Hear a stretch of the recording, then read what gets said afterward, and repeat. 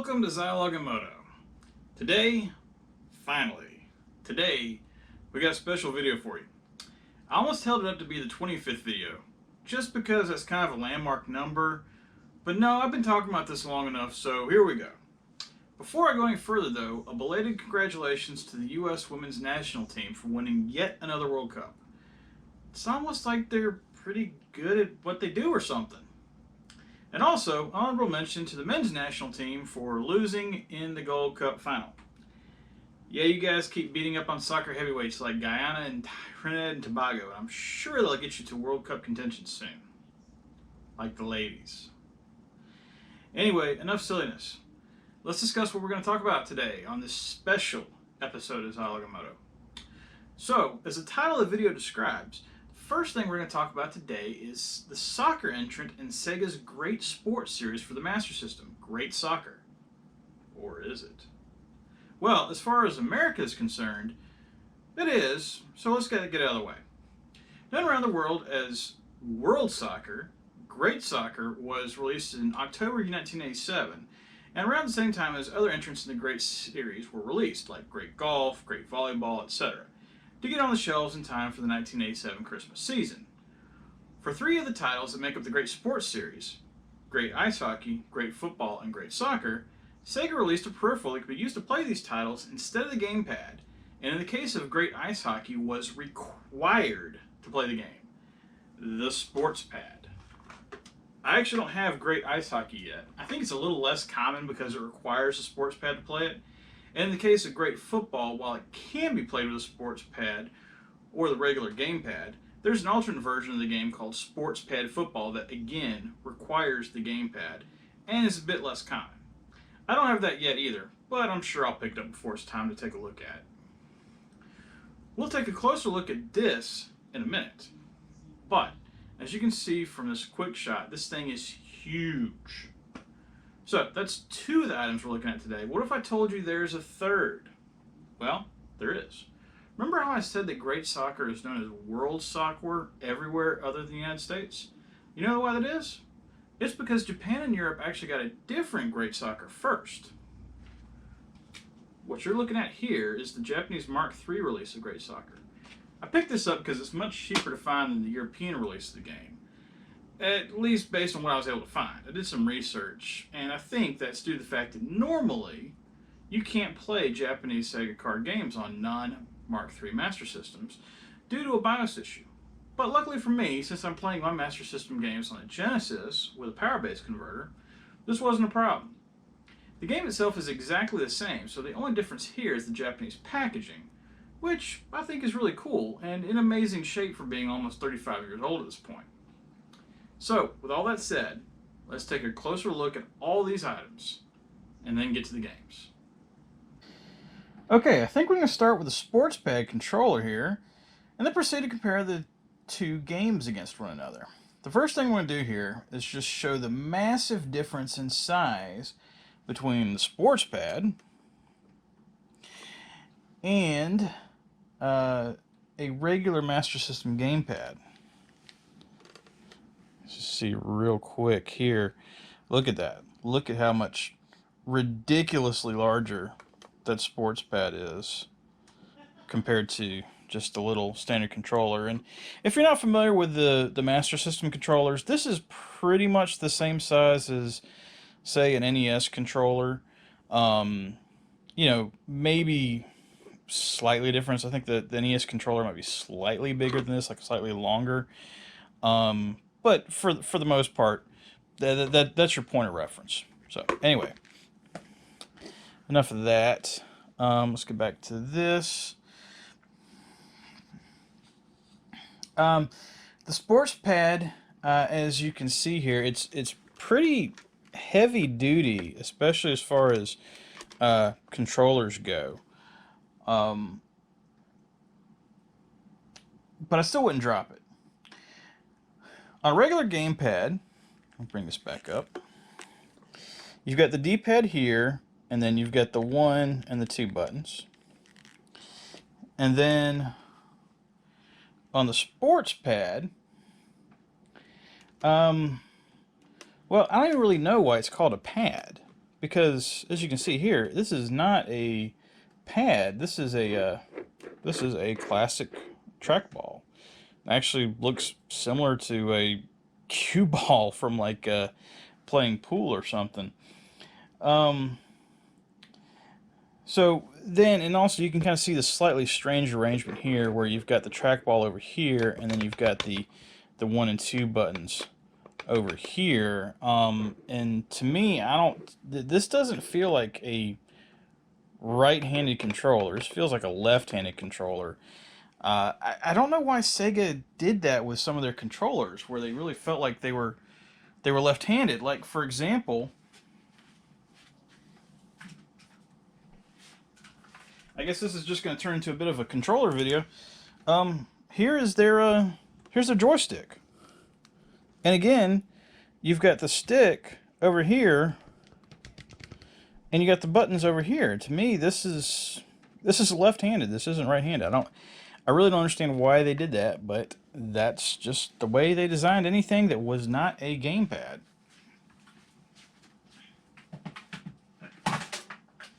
So anyway,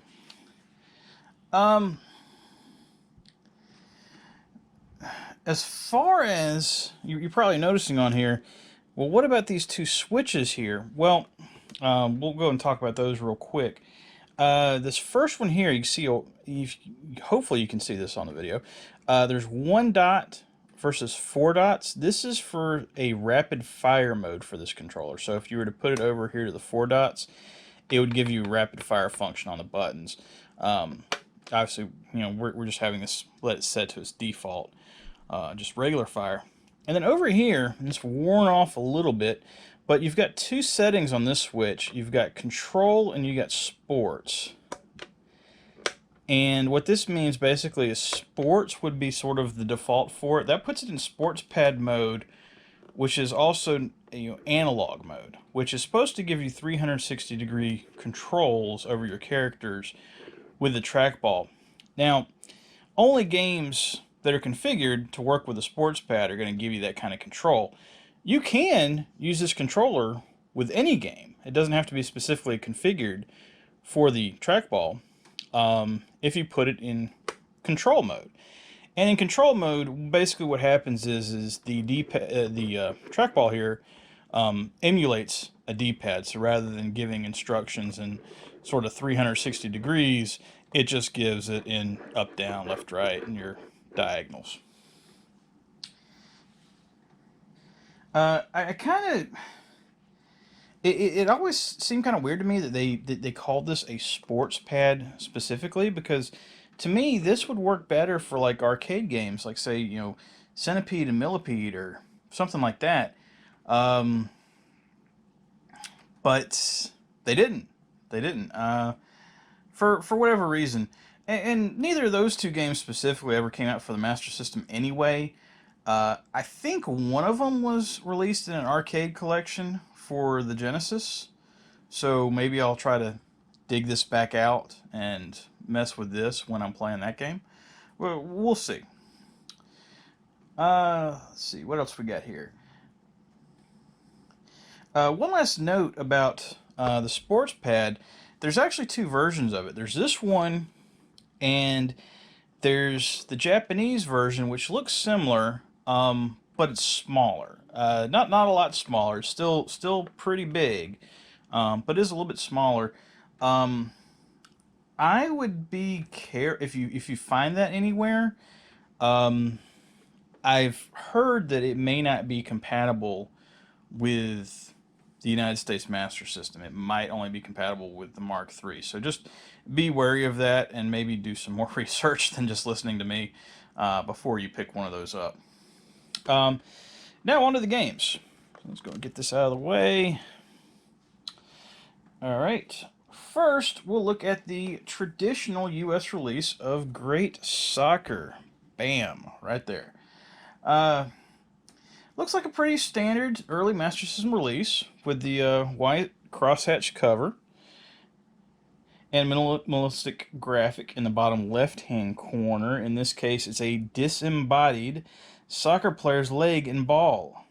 I swear, I don't know who was in charge of the graphics for Sega of America, but they were an idiot, and you'll see when we get to the second game. Up at the top right-hand corner, you'll see the star telling you, and get a close-up on that, that sports pad play optional. So that tells you that it is compatible with a sports pad. And this is similar to the Light Phaser games have similar markings up there that let you know that they're Light Phaser series. And of course, this is a mega cartridge, meaning this game is 1 megabit, or more properly, 128 kilobytes. More on that later. The overall case is in good shape. You can see the hang tab is intact. Unfortunately, there's a small rip at the top of the back. Not real big, but still, it's noticeable. I might try to glue that back at some point, but right now it's fine. The inner cover is in good shape. On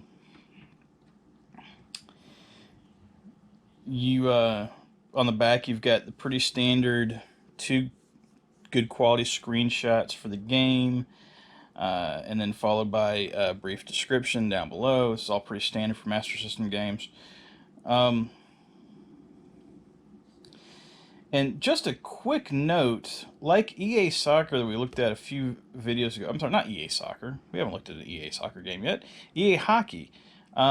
Just like we looked at EA Hockey a few videos ago, this game is a bit of a time capsule. As you can see, it doesn't mention Germany, but it does mention West Germans. Get that up close to the screen there. So yeah, there was still a East and West Germany back then. Just kind of cool to see little details like that. As we open the game, you will not see the cartridge because I forgot to put it back in the box. So, one second.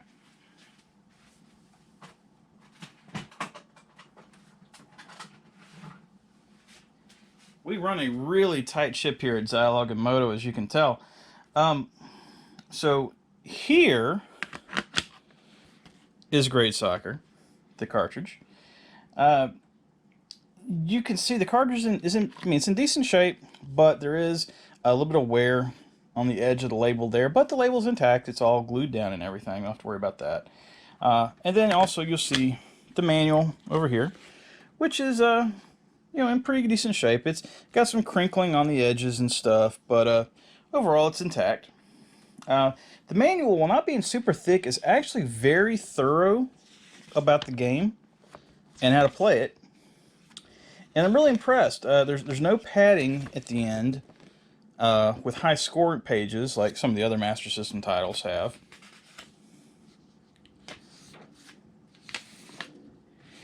And there's an entire section at the front, I'll flip to this real quick, that talks about if you're playing with a control pad versus if you're playing with a sports pad, just to let you know like what needs to be done. There's a few descriptive screenshots of the game throughout, like I say, here and here. And there's some nice diagrams of both. Let's find these. Of what the soccer field looks like, and then also what the goal looks like if you get into a shootout scenario.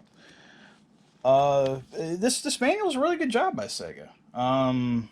Other than the awful cover, which all these Master System games have, this actual package is pretty decent for a relatively inexpensive sports title.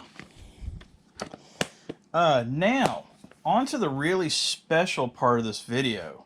So I know you're thinking, oh my gosh, he's already pulled out like 3 different controllers in a game. What else is he going to pull out? Well, here we go. This is why this game is somewhat confusing. This is the Japanese release of Great Soccer for the Mark III. Now, the Mark III, if you don't know, is effectively the Master System in Japan.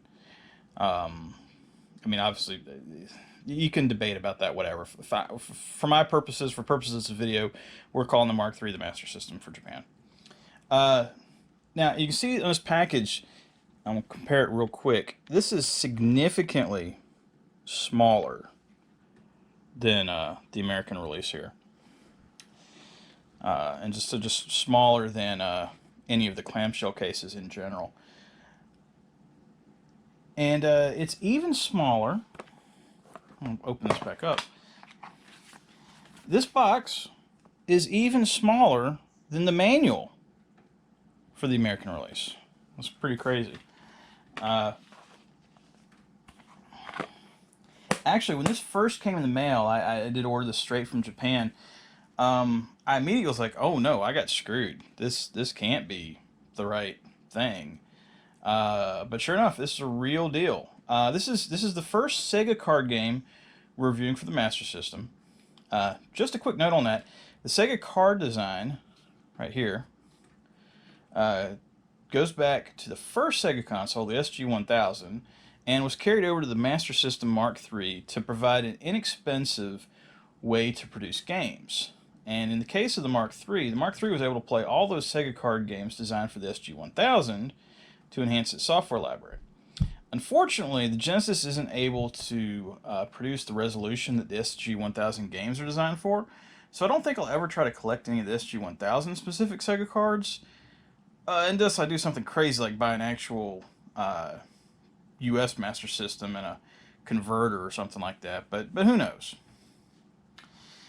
For this version of Great Soccer, you can see the outer cover is cardboard and is emblazoned with the Sega My Card Mark III at the top, and has a clear window so you can get to see the graphics on the actual card here, which contains some nice looking hand-drawn soccer players. So immediately, without even opening this package up, this looks way better than the United States Great Soccer, and it came out 2 years before.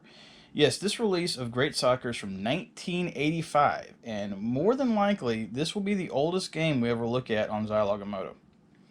As we flip the box over, you'll see at the top where the box references the SC3000 and the SG1000, and then as a screenshot of a very different looking soccer game right here with some Japanese text beside it, and then down below a shot of what the Mark III looks like, which you can see looks very different from the Master System, and it looks much more like an 80s home PC without a keyboard attached to it, basically. As I gently undo this cardboard tab and open it up, and I'm trying to be really careful, as you can kind of hopefully see, the lamentation here on the side is starting to come up a little bit, so I want to try to protect that as much as possible. But in here you'll see this plastic holding tub with Sega right there at the top, and then the card with a plastic sleeve, and then the actual card on the inside of it. We'll take it out real quick and you can get a better look at the artwork. And as I flip it over, you can see it's just a thin plastic card, nothing special. Similar to the Hue cards for the TurboGrafx PC Engine. And then we got some more writing on the back about the game. Now you're probably saying, well, where's the manual? Well, glad you asked. We'll take this plastic tub piece here and flip it over, and tucked in here neatly is the manual. And it actually has Great Soccer translated there on the cover, and underneath the, what I'm assuming is a Japanese title. And for some reason, the top of the manual is a lighter pinkish than the bottom being more of a red. Seems like it's a little bit bleached. Don't know why that is, but it's really nitpicking. This whole package is in just amazing condition for being 35 years old. Won't spend a lot of time on it because it's in Japanese. It's not really a whole lot I can read here. But it does have an interesting section here at the beginning. If you were to play this like on an SC3000 or some of the other controllers that we did not get here, kind of showing you how to play the game. And then you also see there's some screenshots in here. This is kind of nice here. It shows the middle of the screen and then it extrapolates what both ends would look like. if you were to get to them. And then everything's in white and red, similar to how the Master System games have everything in white and blue. And they do have a high score sheet on the last page. So you can see that didn't start with the United States Master System. Okay, now that we've thoroughly looked at all this stuff, let's take a look at the actual games. I'm going to play the oldest first rule here. So here's Japanese Great Soccer. Now, immediately, when you see the graphics to this game, you're going to think, wow, that's incredibly primitive. And it is. Remember, in 1985, the NES was state-of-the-art, having just come out in the US in only New York, and then later Los Angeles. And the Mark III had just come out in Japan, with the Master System not appearing for another 11 months. So what else was there really to compare Great Soccer to at the time? A soccer release for the Atari 5200? The ColecoVision? Well, no, the obvious comparison is to a game just called Soccer, released for the NES as a launch title in that US in the same winter of 1985. Now, I'm not an expert on the NES, and I'm still waiting on my ultimate guide to the NES from Pat to the NES Punk, but I did watch some footage of Soccer on the NES to try to make a comparison between the two, and I honestly think they compare very favorably. Even though both games were released about the same time, Great Soccer was limited to only 32K of ROM, as all Sega Card releases are 32K. Just think about how small that is for a second. There were games being released for the Atari 2600 that were that size. Soccer for the NES has the advantage of here being a 64K ROM game, but I've got to say, I really don't think it's that much better. Both Soccer and Great Soccer feature two teams of identical players except for their uniform, and both of these games feature teams that only have 5 field players plus a goalie, instead of the standard Soccer 11. It's almost like both of these games are more like hockey or an indoor soccer game rather than outdoor. Both games feature more or less one background song that plays the entire time that you're playing, except for when you score a goal, when you're treated to a bit of celebratory music and some crowd noise. And both games allow you to aim your shots on goal with an arrow, and automatically switch you to control the goalie when a shot's incoming, which takes a bit of practice to get used to. But here's where things separate. The biggest difference between the two games is the pitch. In Soccer for the NES, the pitch is horizontal, whereas in Great Soccer, it's vertical. While the soccer stadium in Great Soccer isn't much to look at, with the screen being 90% green and white, at least when you reach the goal areas, it actually looks like a stadium. On the retaining wall, there are ads for Sega and Milk, and a few other things that are obscured. And then behind the wall, there's a multicolored mass of humanity that goes nuts and flashes when the crowd noise when goals occur. The actual goals and inline flags look much better than on the NES as well. Great Soccer is limited on options, and that's one area where you can say the NES Soccer is better, as Great Soccer only allows for 3 difficulty levels as opposed to 5, and in NES Soccer you can choose between 7 different country colors for your players. Also, in NES Soccer you can choose the length of the game from a few options, whereas in Great Soccer you are locked into 2 5-minute halves, at which point you switch sides, which does not occur in NES Soccer. While it's obvious that Great Soccer represents a console that was in its infancy, for its severe size limitation and early release on the market, it does some things really well. I really like how they added offsides into the game, as it's an integral part of the sport, and not having it included in the game would probably affect the fun aspect, as it just wouldn't feel right. In that same manner, I really like how the game handles ties. If a game is tied at the end of 10 minutes, you are given 2 options, either continue playing in sudden death, or move to a shootout. Both are much better than just ending up with a tie, and the shootout is almost like a little minigame. A few last things I really like about the game are, when you clear the ball and the ball raises in the air, not only do the spots in the ball animate and move around, but the ball gets bigger and smaller, depending on how high the ball is in the air, which is a nice trick. Also, it impressed me how you have the ability to curve shots on goal, or upfield, by holding a direction after kicking the ball, which allows you to move much more control over the game that you might not normally have. I'm giving the original Great Soccer a 3, as while the game isn't much to look at in 2019, it plays well, and I could totally see two players going at it back in 1985, even with the limited options. 2 years later, the second Great Soccer made its appearance on the Master System. Known around the world as World Soccer, to alleviate confusion from having two games with the same title, Great Soccer was bigger, featured more advanced graphics, and had the option of using the sports pad instead of the regular gamepad, for theoretically 360-degree control over the players. But was it better? Well, that kinda depends. I'm going to leave my analysis with a sports pad until last, and just review it as it goes with a regular gamepad, since that's how most people are going to play it. For a game where the developers had 2 extra years with the hardware and access to 4 times the storage space, or 2 times the storage space of NES Soccer, I think it's a disappointment. If you weren't aware of the original game, maybe not so much, but it's still not something amazing. Or maybe I'm being too hard on it because late 1987 was only about a year into the Master System's official US lifespan, but it just seems like there would be more. As you can see from the video, instead of a vertical display on the pitch, Great Soccer Part 2 switches to a horizontal view, more akin to NES Soccer. The pitch is no longer plain green, as there is some grass texture added in, and the playfield is much larger, to allow for the full accompaniment of 11 players per side. The players are significantly more detailed and larger, however all players per side still look identical except for the goalie, who is dressed slightly different, like in real life. The players are animated better as well, with separate animations included for slide tackles and other kicks when the players are fighting for the ball. However, not everything on the graphics side has been upgraded. The first thing that caught my eye is the fans. While the fans in the original Great Soccer were pretty much a multicolored blob, if you look closely you can kind of see how some of the blobs represented people, with even a few having pixels for eyes.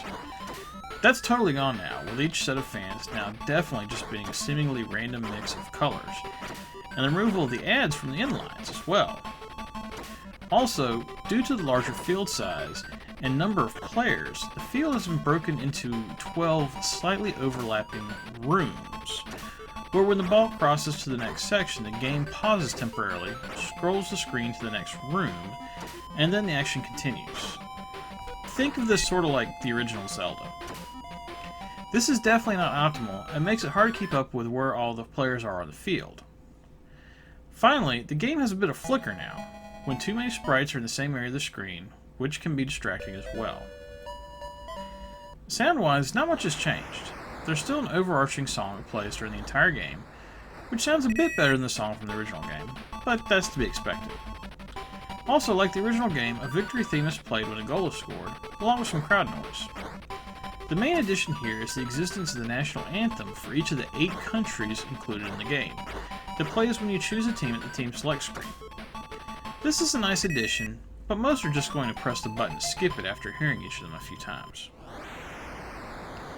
As far as the 8 countries statement goes, yes, now in Great Soccer, rather than just having 2 nameless equal teams, there are 8 national teams included that can be picked from, and each team is a member of one of 4 difficulty tiers, starting first with Argentina and West Germany, then France and Brazil, then England and Italy, and finally the USA and Japan. There's no difficulty option here, as there was previously. Instead, the difficulty will happen organically. If you want an even match with the computer, play any 2 teams that are in the same tier. If you want an easier match, pick a team in a higher tier than the CPU team, or vice versa for a more difficult game. This system works well, and is a primitive example of difficulty based off team stats. However, the game remains fairly shallow, as there is no tournament or season mode. Each game is a one-off, and whoever wins gets treated to a player dressed in their country's colors, lifting a trophy that looks suspiciously like the World Cup, while a player from the losing team walks over to shake their hand. Similar to the last game, the game does feature a penalty kick system, and you can just play penalty kicks straight from the game's menu, if you want to square off against another player, or simply practice against the CPU. This is a nice feature to add, and gives you something else to do in 2-player mode, but I would have rather had some sort of tournament mode. 2 last gripes I have with the game center around the 2 most basic parts of just about any sports game: the clock and the scoreboard. The original Great Soccer handled both of these well, with each end line having a scoreboard among the ads that would remind you what the score was. While technically you wouldn't know the score if you were competing at midfield, you'll spend a good portion of the game at either end as well. In this Great Soccer, you only know what the score is when someone scores, at which point the game displays the score in big scoreboard type numbers for a few seconds before returning to the next kickoff. While this doesn't really affect the gameplay, it's a bit lame and a step backwards. As far as the clock goes, in the original Great Soccer, you have a clock on the screen constantly counting down the time until the end of the half or the end of the game, and it's very clear at all times how much time is left. For this Great Soccer, well, I'll just quote from the manual. The game clock appears in the upper right part of the screen. As the game progresses, the black area will grow, indicating how much time has elapsed. When playing time reaches 3/4 of the game clock, it's halftime. Consequently, in the second half, when 3/4 of the clock is reached, game is over due to time up. Does that make sense to you? No, it didn't. Stop lying. This may be one of the more confusing statements I've ever read in a game manual. What they're trying to say is that when you're playing the game, the clock for the half will be represented by a white circle that pops up during gameplay. When it's 3/4 white, you've just started. When it's half white, you're about halfway through the half. And when it's 3/4 black, the game is almost over, within a few seconds. I don't really understand why they would display a 3/4 picture when they mean the half is ending. Shouldn't that be a fully black circle? And moreover, why even have this system in the first place? Just have a running clock like the previous game. Ugh. Now, the sports pad. The point of the sports pad, as far as this game is concerned, is to give you 360-degree control over the movement of your player on the pitch, as opposed to the 8 directions you would normally have with a D-pad. How well does this work? Well, I wish I knew. It appears that using the sports pad in sports pad mode does not work when you hook it up to a Genesis. When doing that, nothing functions. No buttons, no directions, no nothing. As soon as I switch it to control mode, it works fine. I've done some initial searching about this on the internet, but I can't confirm if my pad is broken or just the Genesis isn't set up to use that type of controller. Oh well, perhaps by the time I get to great ice hockey or great football, I'll have a real Master System to test with. Well, sports pad or no sports pad, I'm giving Great Soccer a 2. It's not great, merely mediocre. I'd be willing to give it a 3 based on its age if it didn't have the score and clock issues, but those are both bad misfires, and there is no excuse for screwing up something that a game 2 years earlier and 4 times smaller in size got right. Wow, that was a really long video. Probably should have held off on that when I made the 25th anniversary video. Oh well, it was a lot of fun researching everything for this one, and I just wish your sports pad had worked fully. But it's still a cool piece of history to have.